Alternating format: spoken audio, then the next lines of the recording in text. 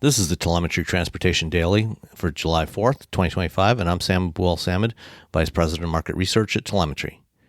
It's now been almost 8 years since I first drove a Cadillac CT6 with GM's hands-free Super Cruise Assist system, and to this day, it remains the most impressive system of its type.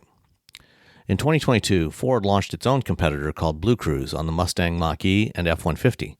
Unfortunately, BlueCruise was something of a disappointment in its original variants. Like Super Cruise and other systems, it was only enabled for use on divided highways, although Super Cruise is now available on many other roads as well. However, while Super Cruise was able to handle almost all highway curves using its high-definition maps as a look-ahead sensor to slow the vehicle for some tighter curves, BlueCruise would just give up and ask the driver to take the wheel surprisingly frequently.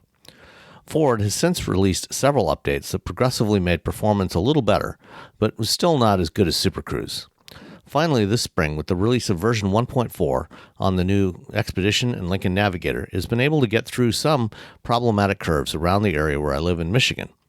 It did still have issues with disengaging while in HOV lanes in California, as it was apparently confused by the additional road markings.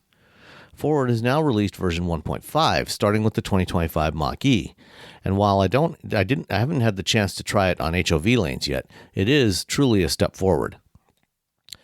Along with general performance updates, the big new feature is automatic overtaking. Version 1.2 introduced lane change on demand when the driver taps the turn signal stalk. Version 1.5 will now indicate to the driver that it will do a lane change when following a slower vehicle, with the driver having the option to cancel it with the turn signal. The system works very smoothly, never jerking the car around, although it is fairly conservative about when it will execute the lane change. During a multi-hour drive to central Ohio, there were numerous instances where there were more than adequate gaps in a line of vehicles on the left lane that I would have been comfortable manually switching lanes. However, BlueCruise held off in the interest of safety. I'm actually okay with that. I don't think automated systems should be that aggressive. The overall performance of BlueCruise still isn't quite on a par with Super Cruise, but it is much closer than it was 3 years ago.